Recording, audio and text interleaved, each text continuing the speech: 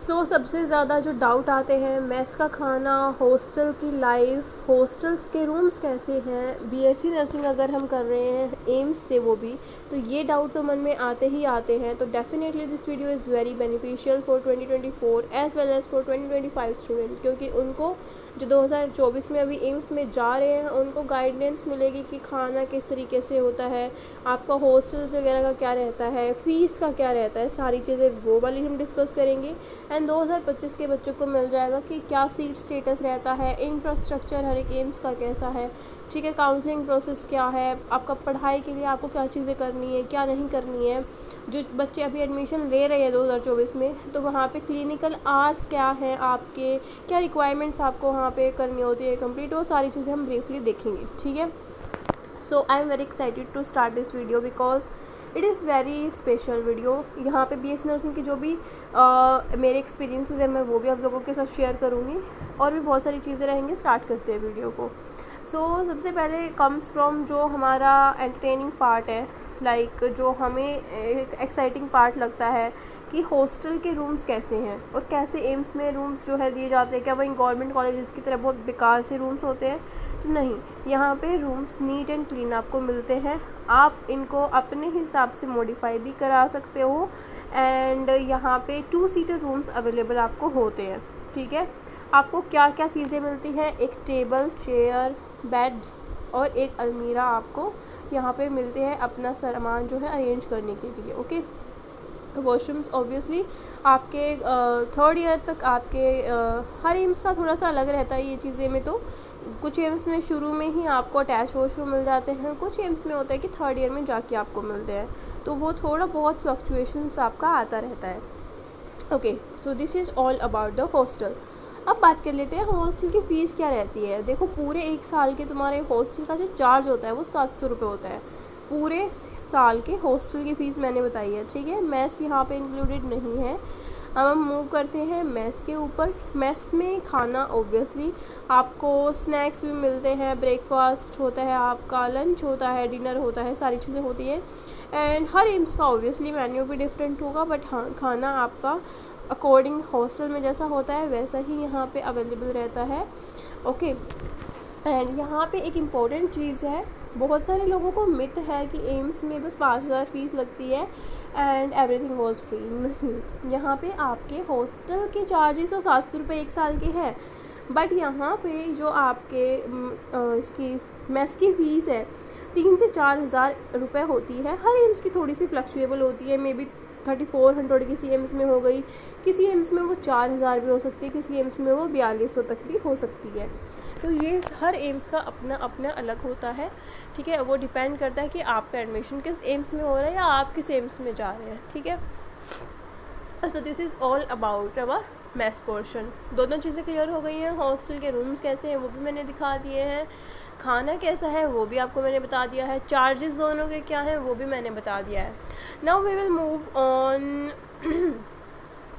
On our dress code. Dress code क्या रहता है एम्स नर्सिंग में? देखो, मैं आप लोगों को यहीं पे इन्फॉर्म कर देती हूँ कि जो भी आपके एम्स हैं, जितने भी मोस्ट ऑफ द एम्स में, जैसे यहाँ पे 17 एम्स मेंशन है, 2 एम्स आपके, एक एम्स और ऐड आपका हुआ है जम्मू एम्स। 18 एम्स टोटल है जहाँ पे बीएस नर्सिंग होती है।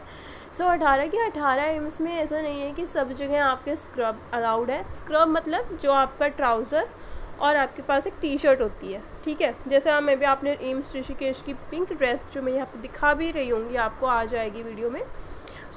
ऐसी भी ड्रेसेस होती हैं, और मोस्ट ऑफ द एम्स में आपके होते हैं सूट, ठीक है, सलवार एंड सूट। अब ड्रेस कोड में ये चीज़ें तो हैं, ये दोनों चीज़ें तो ऑब्वियसली हैं। अब किसी किसी एम्स में ये भी है कि कंपलसरी है वो कि आपके ब्लैक शूज़ ही होते हैं, ठीक है। आप शूज़ वेरिएंट नहीं कर सकते हो, अपने अकॉर्डिंग नहीं पहन सकते हो। तो मोस्ट ऑफ द एम्स में ये रूल स्ट्रिक्टली फॉलो होता है। नेक्स्ट आपको यू हैव टू मेक बन, ठीक है। बालों का आपको जूड़ा बनाना होता है ड्यूरिंग योर क्लिनिकल आवर्स, जब वो आपके हॉस्पिटल के आवर्स होते हैं। यू हैव जूड़ा नेट, ठीक है, जूड़ा नेट ईयर, बन नेट आपके पास अपना होना चाहिए, so that you can tie up your hairs बहुत नाइसली, ठीक है। इसके बाद और क्या होता है? और आपका ऑब्वियसली आपका एप्रन होता है, ठीक है। मतलब मोस्टली अभी तो जितने मुझे पता है सब में ही है आपका हाफ स्लीव्स एम जो एप्रन है वही होता है, ठीक है। जैसे यहाँ पे पहना भी हुआ है बच्चों ने, आप देख सकते हो। तो ये वाला एम्स विद लोगो एम्स का आपके पास में होता है, along with a name plate. Name plate में आपका नेम और आपका जो बीएससी नर्सिंग है क्या बीएससी नर्सिंग के स्टूडेंट हो वो मेंशन होता है। So this is all about your किसका एम्स का ड्रेस कोड, ठीक है। अब आप बोलोगे दी क्या हमें एम्स का जो ड्रेस है वो एम्स ही प्रोवाइड करता है? तो यस, एम्स किसी एम्स में है कि लाइक अगर आपके स्क्रब्स लग रहे हैं तो स्क्रब्स आपको एम्स वाले ही दे देते हैं। कई बार होता है कि जहाँ पे सूट लग रहे हैं तो सूट के लिए आप जो क्लोथ है वो आपको ही लाना पड़ता है बट द सेम कलर, ठीक है। और कई एम्स में है कि वो आपको खुद से भी प्रोवाइड करते हैं। So this is very variable thing जो आपको हर एम्स में अलग से मिल जाएगी। ये चीज़ें क्लियर हो गई। अब बात करते हैं हम किसके बारे में, कॉलेज के बारे में, कि कॉलेज में हम क्या होता है, लाइक बीएससी नर्सिंग में क्या चीज़ें होती हैं, किस तरीके से चीज़ें चलती हैं।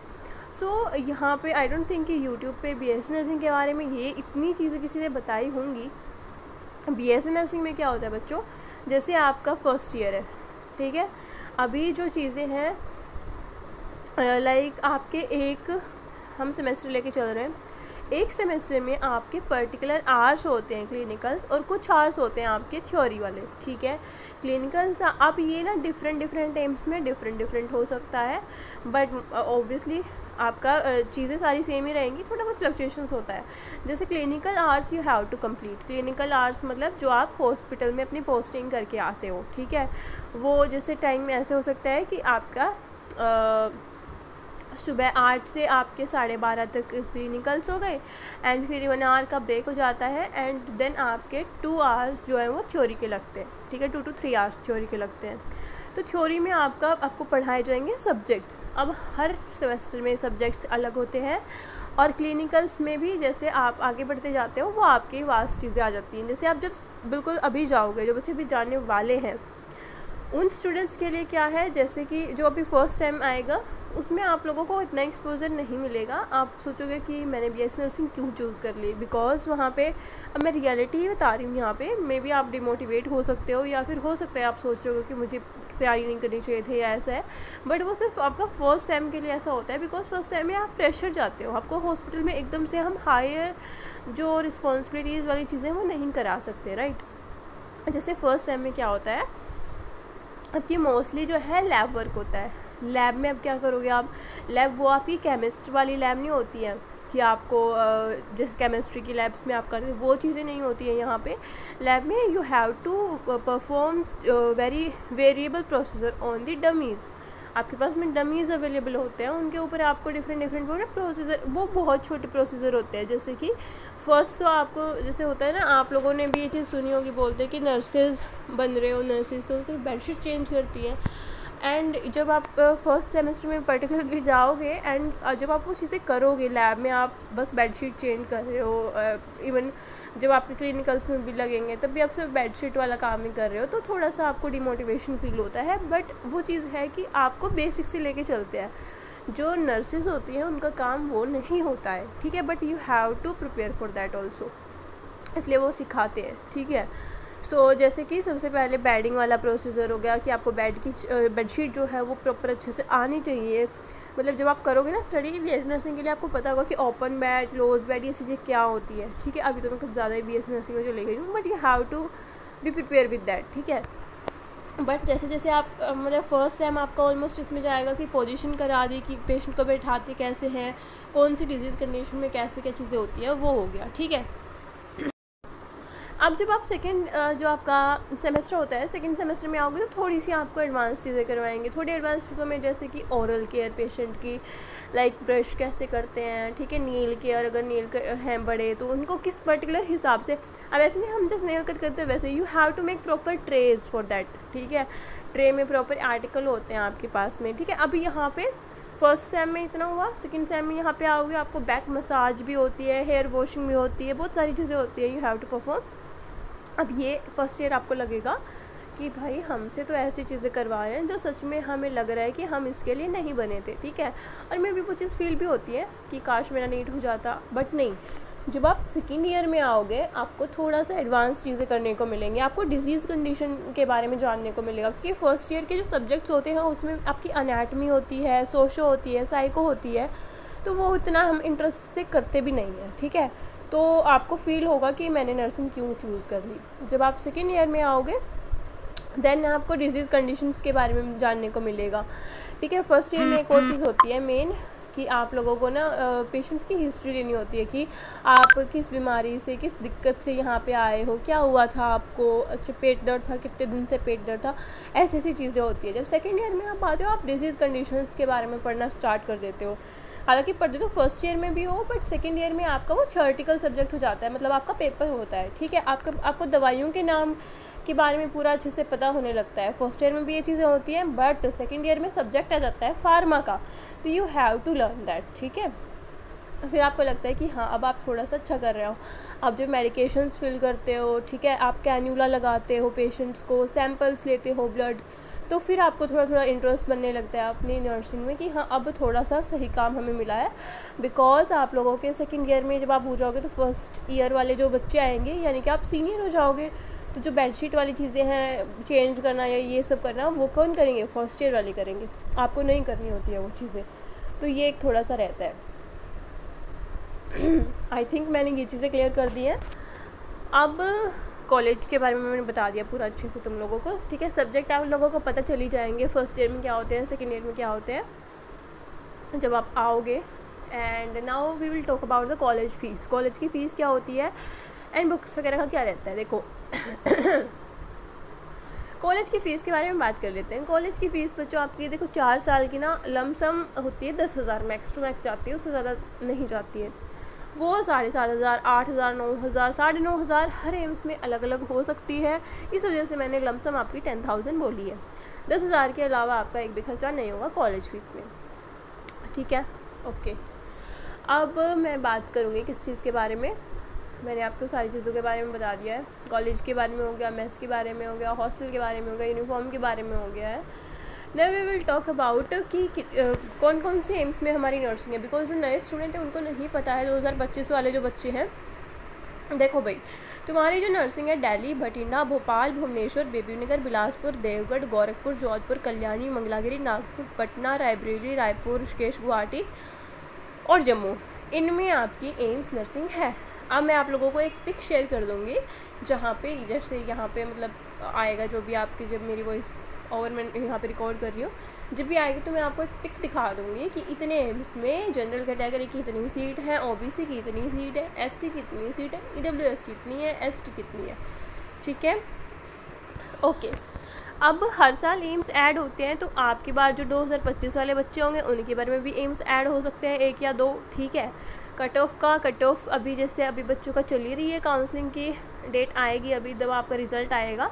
अदरवाइज़ 2,000 तक ही आपका जनरल रहता है, 3,000 तक ओबीसी रहता है, 4,500 तक आपका ईडब्ल्यूएस रहता है, एससी एसटी 7-8 हज़ार तक आपको कॉलेज मिल जाता है। रैंक मैं बता रही हूँ आपको ये, ठीक है।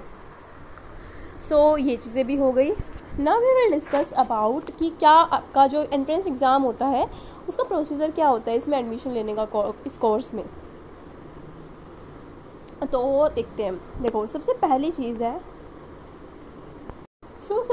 चीज़ है आप लोगों के पास में एप्लीकेशन फ़ॉर्म आएंगे, ठीक है, जो मोस्ट प्रोबेबली आपके मार्च में रिलीज़ हो जाते हैं। मार्च में फॉर्म्स आएंगे, आपको फिल करना है फॉर्म्स फिलिंग के बेसिक रजिस्ट्रेशन होता है, फिर आपका फाइनल रजिस्ट्रेशन होता है जिसमें आप पेमेंट वगैरह करते हो, ठीक है, चॉइस वगैरह, सिटी चॉइस वगैरह फिल करके फॉर्म आपने फिल कर दिया। देन एडमिट कार्ड आता है, पेपर आप देते हो, फिर आपका रिज़ल्ट आता है। रिज़ल्ट के बाद फिर आपकी काउंसलिंग होती है। काउंसलिंग में आपको रैंक के हिसाब से आपके जो एम्स हैं वो अलॉट होते हैं। इतना प्रोसीजर क्लियर है, ठीक है। अब आप बोलोगे दीदी ठीक है हमें पता चल गया एग्ज़ाम जून में होता है, इसके फॉर्म्स मार्च में आते हैं, अब हमारे पास में बहुत सारा टाइम है पढ़ाई करने के लिए। अब मुझे ये बता दो कि आप इसमें सिलेबस क्या रहता है, पेपर पैटर्न क्या रहता है। Now we will discuss about this thing.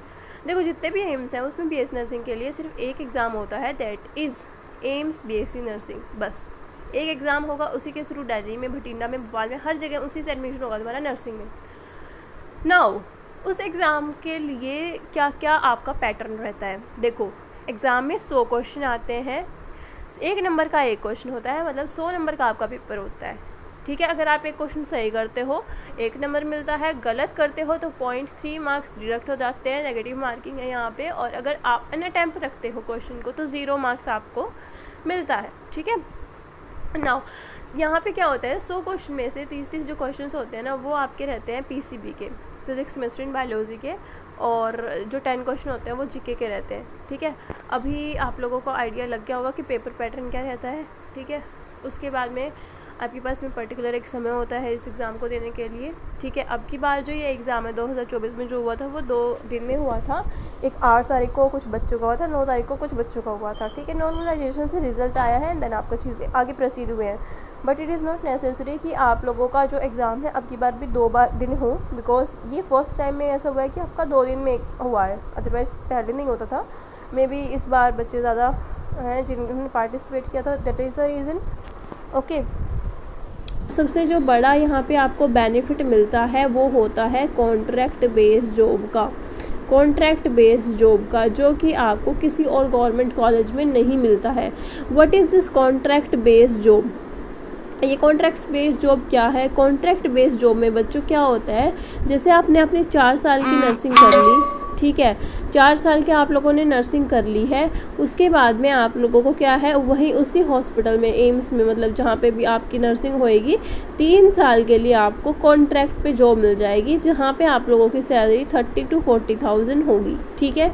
3 साल तक, ठीक है, 3 साल तक का आपके पास में टाइम है। इसके बीच में अगर आप नोरसेट का एग्ज़ाम दे के गवर्नमेंट में क्लियर कर लेते हो तो कंटिन्यू आपकी रहेगी, ठीक है। फिर वो उससे सैलरी जो है, अगर मान लो आप 2.5 साल में कर लेते हो, 2 साल में करते हो तो उसके हिसाब से फिर वो आपकी इंक्रीज़ हो जाएगी।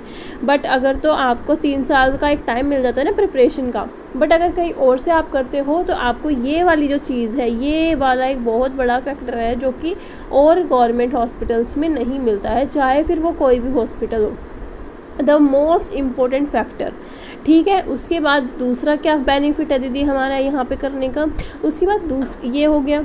उसके बाद में सिर्फ और सिर्फ एम्स में ऐसा, या फिर 1-2 गवर्नमेंट कॉलेजेस होंगे, सब में नहीं होता है ऐसा, बट एम्स में है कि आपको स्टाइपेंड मिलता है, और कॉलेजेस में नहीं मिलता है, ठीक है।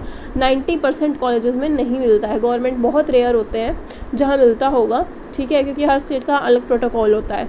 तो स्टाइपेंड यहाँ पे आपको 500 रुपये पर मंथ मिलता है। ये 500 रुपये पर मंथ आपको मिलता है, पूरे के पूरे 6,000 रुपये आपके पास में अकाउंट में आ जाते हैं आपके।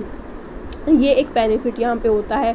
दूसरा आपका क्या बेनिफिट होता है, आपको एक्सपोजर ज़्यादा मिलता है। एक्सपोजर एम्स में क्यों ज़्यादा मिलता है? क्योंकि ऑब्वियसली पेशेंट ज़्यादा होते हैं, so that is very important कि क्लिनिकल स्किल्स जो है यहाँ पे आपकी बहुत ज़्यादा अच्छे से इम्प्रूव होती है। और आई थिंक सो मैंने सारी चीज़ें इस वीडियो में डिस्कस कर दी हैं फ्रॉम स्टार्टिंग टू एंड।